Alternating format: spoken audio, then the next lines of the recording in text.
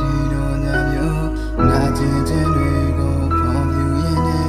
ခံချင်လေးတဲ့မအောင်မိုင်းဆုံးလေးလူတယောက်ရဲ့လွမ်းနေတဲ့တဲ့လေးချရောက်နေစီပြေလာလို့မိပါနဲ့ရှင်မနာကျင်နေတာပဲသူသိမလဲဒီစခဲ့တဲ့လူတယောက်တွေပြန်ရခဲ့တာမုံရဲ့စုလက်ပဲစားရတဲ့ပြောနောက်ဆုံးတော့ပြေခွာသွားနေစားဖို့တတဲ့ငါကိုလာပြီးချစ်ခဲ့တာလားယုံကြည်ခဲ့ပါလေချစ်ဆိုတာချစ်ကမြင်များပြီးလက်ဆမ်းမချစ်ကိုပဲငါရမယ်ထင်တာနောက်ဆုံးတော့ပြေခွာသွားနေတယ်ပြီးကစားတာလားဘဝကငါဘဝအားနဲ့ဆုံးဖြတ်သွားတာပါညီွယ်မလုံးလေးတော့မပေးတဲ့နေတဲ့မရှိတော့ဤဆက်သွားတဲ့ငါရဲ့လုံးသားလေးနဲ့ဝတ်ခုံနေတဲ့မင်းရဲ့နဲ့မအားလောင်နေတဲ့မင်းရဲ့ပြုံးတွေကရင်ကမတရားတွေဘုံဖော်ပေးတာပြန်လာချိန်တွေဆိုဆောင်လို့ကြိုးနေစေပါနင်းနဲ့တွေ့ချင်ငါလည်းမကြည့်ဘူးမင်းရဲ့ကြောင်းတွေတွေ့ရင်ငါမရှိဘူးနေပြန်လာမယ်ဆိုပြုံးလေးနဲ့စီတော့ကြုံပါအချိုးစရာကပြမယ်ရုပ်သေးရုပ်လေးတယောက်လိုပါ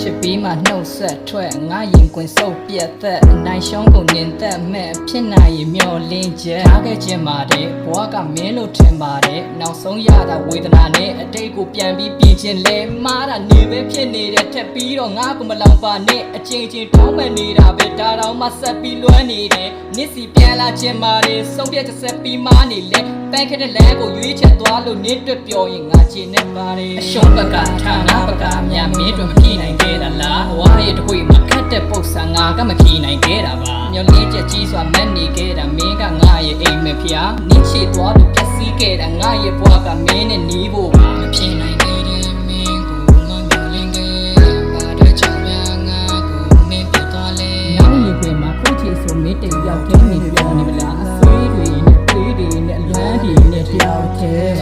အိစိတ်တဲ့ဒီလိုညမျိုးနာကျင်ခြင်းတွေကိုဖော်ပြရင်းနဲ့ခံချင်လေးတဲ့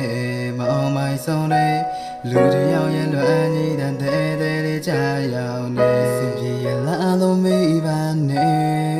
ရှင်မနာကျင်နေတာပဲသူသိမလဲ